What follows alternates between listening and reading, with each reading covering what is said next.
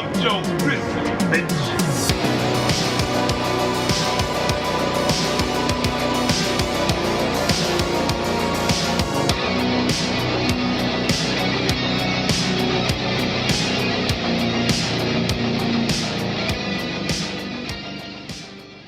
What up, Militia? I'm Mean Joe Grizzly, and when I'm not watching man's best friend diligently protect and defend his owner from spooky spirits, I'm at the Grizzly Cave, watching and reviewing movies while, of course, crushing beers. And I'm back to bring y'all my review of the much talked about and highly praised Good Boy, the newest indie horror film that features a horror film through the eyes of man's best friend. But does it warrant the praise? Let's find out. This is Grizzly Grade Reviews.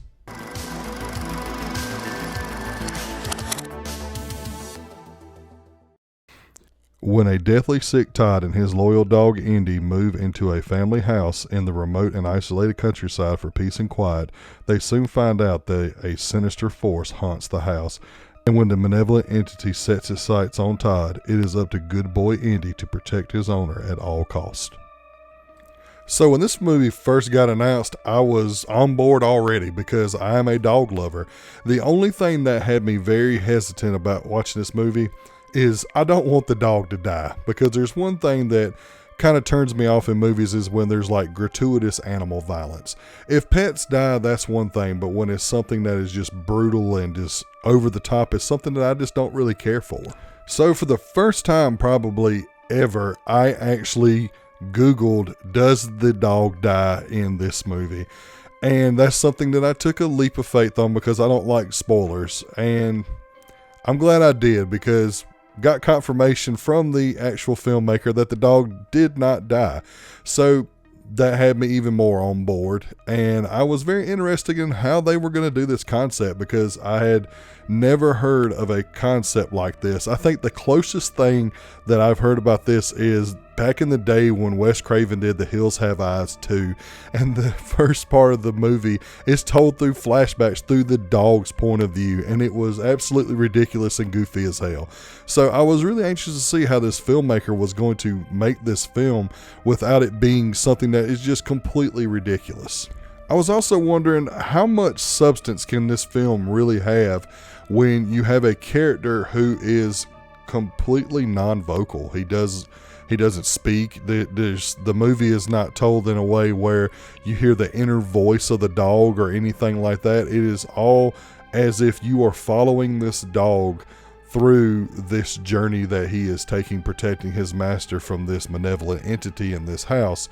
And I didn't know if we were going to get like a Homeward Bound type deal here or anything like that. And I'm glad that we didn't, because in my opinion, this movie completely works and I really enjoyed it. Starting out with the positives right away, the main and pretty much only character of this movie is Indy the dog, and it is the filmmaker's dog.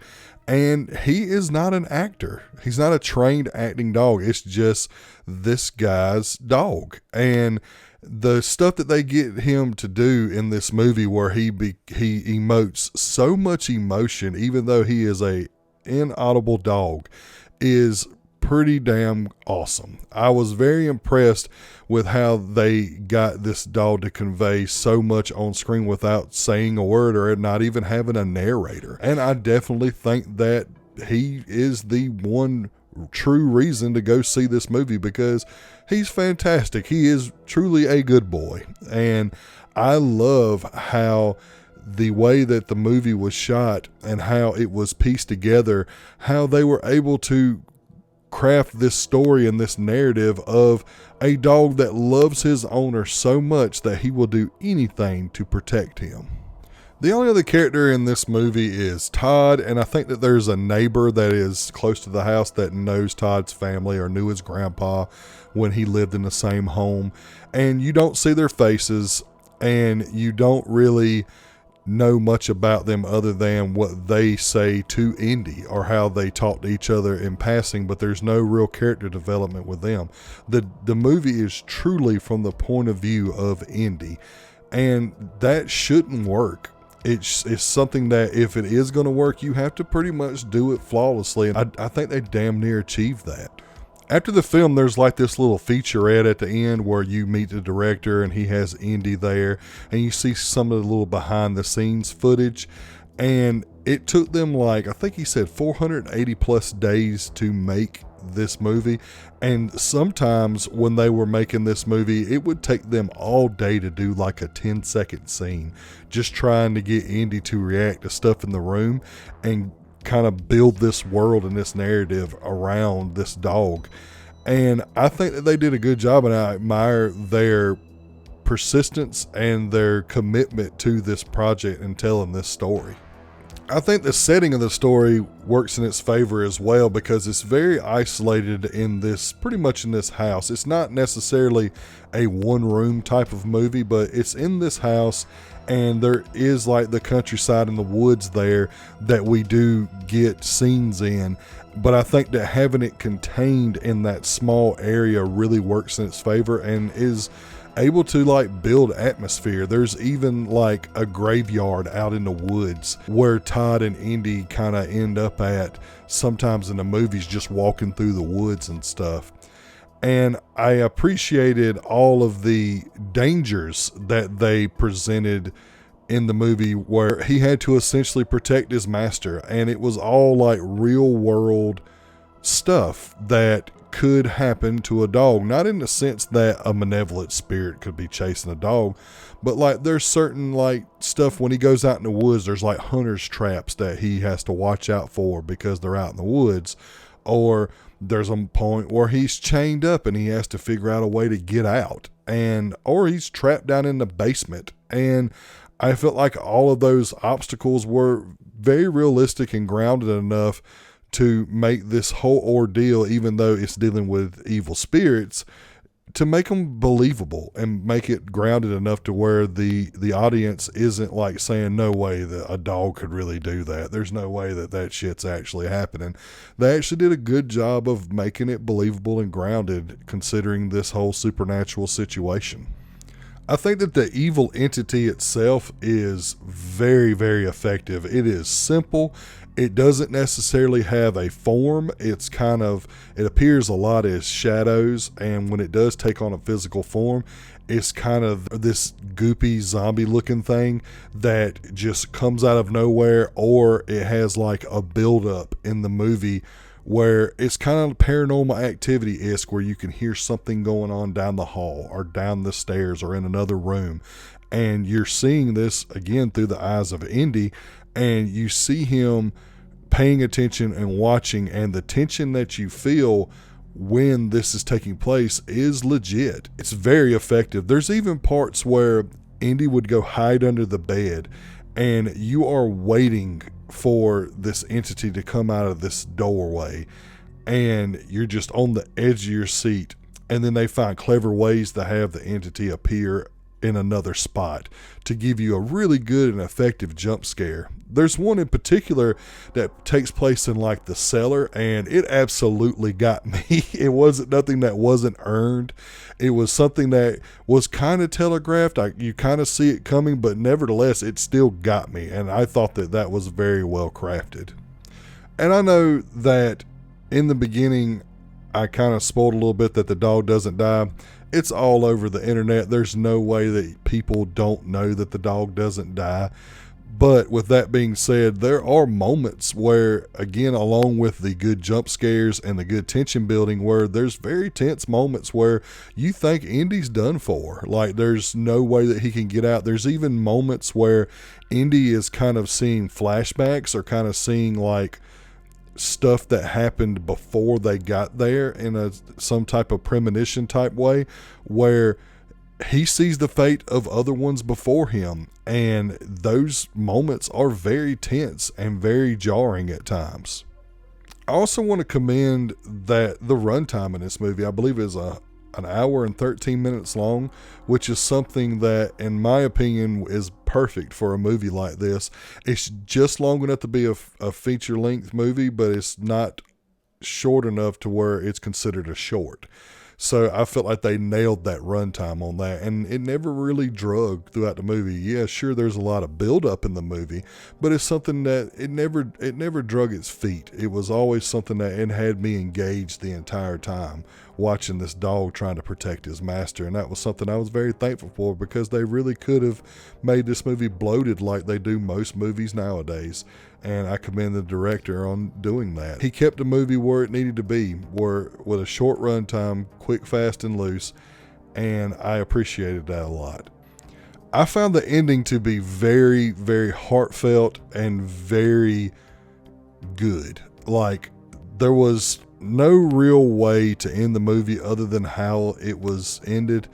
And I felt like that it was done in a way that was not only very emotional, but it left it on a somewhat of a good note, even though the entire situation is very dread-filled, and it's very, like, you could see the writing on the wall the entire movie. But when I tell you that the ending has a lot of heart in it, it's something that could bring some tears to some audience members, particularly dog lovers.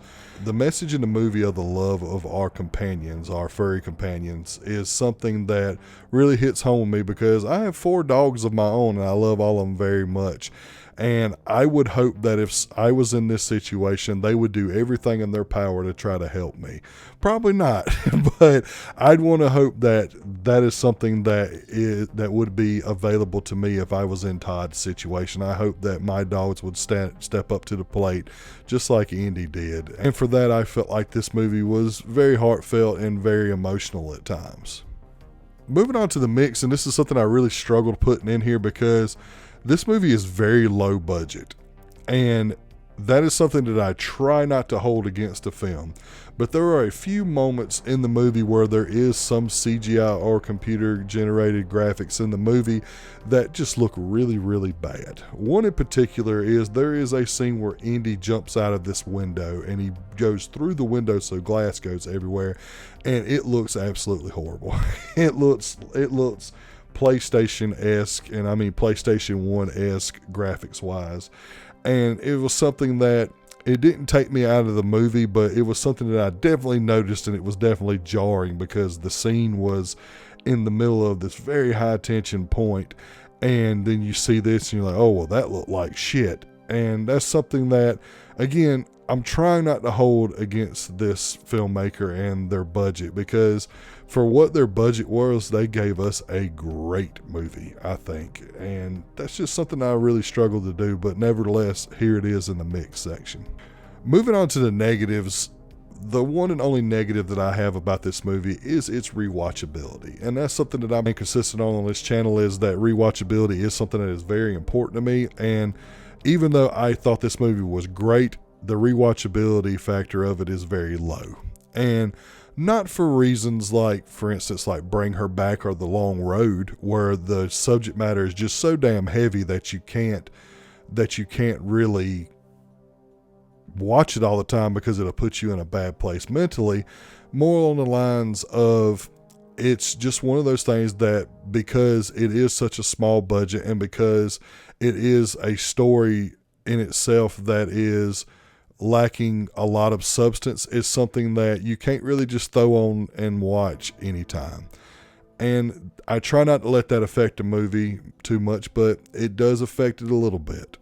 Ultimately, this movie is something that I really enjoyed, that I thought was great, and it was so well done and very unique. And watching the movie just to watch Indy and his emotional reactions to everything was worth it alone for me. It's not going to be for everybody. A lot of people are going to say this movie was overhyped. A lot of these people are going to say this movie wasn't scary. A lot of people are going to say that this movie was just stupid all around. But for me, I really enjoyed it, and I thought it was super unique. And I'm always going to be here champion unique ideas and well-made films. And for me, Good Boy was that. So with all that being said, Good Boy gets a 4.25 out of 5 and is Grizzly Grade guaranteed. Go check this out with your family. Particularly, it's a good date night movie, especially if you're a girlfriend or boyfriend or dog lovers. They would love this movie. Well, that's going to bring this video to an end. Thank you all so much for your continued support and patience. Without y'all, this channel isn't possible. And if you like this video, like it. And if you like it enough, please head over to the channel, hit the subscribe and bell button so you never miss a video. Also, please follow me on all social media platforms so you can get channel updates, movie news, and all forms of badassery. Coming up next is going to be VHS Halloween. It is the latest installment of the VHS franchise, and all the stories are Halloween centered, and it is something that I have been very excited about, so I can't wait to talk to y'all about that one. Also, I got a few updates here. We are putting the Friday the 13th review series on pause for right now to get through the month of October. I do have a Mean Joe video Halloween special coming up, just like I do every year, and this year is going to be no exception, and I'm very excited to bring that to y'all, so stay tuned for that. Also, we kind of did a little cleaning up of the channel. I officially niched down, and I decided that I was no longer going to pursue doing anything comic related or anything involving heavy music anymore. It was something that was a really tough decision for me because I love comics and I love metal, but it's something that I just simply don't have the time nor the resources to do. And I was already producing that content at a very slow, if not non-existent rate, and I never could find the time or the resources to get those off of the ground. So for that, I apologize if y'all enjoy that content. I will, however, be continuing to do movie reviews, of course, and I will also be continuing Mean Joe's Monster Manual. Now, the Monster Manual episodes will be few and far in between. It won't be a lot. The volume on that is not going to be very high, but it's something that I feel like goes with the channel's demographic, and it's something that I can continue doing and bring to y'all, because I feel like that y'all enjoy that and I enjoy doing it as well. So from here on out, all we're going to be doing is movie reviews, including new releases and retro reviews. So Grizzly Grade Reviews and Mean Joe video. And every now and then I'll be throwing out a Monster Manual episode. So stay tuned for all that. I want to say thank you so much for your continued support and patience on that. And maybe in the future, if I'm at a better place where I have the time and everything, I can bring back that content of heavy metal and with comics. But for right now, it's just something that I just don't have time nor the means to do. So I hope that you all understand that. But stay tuned for the next video, and remember, I'm Joe Grizzly, bitch.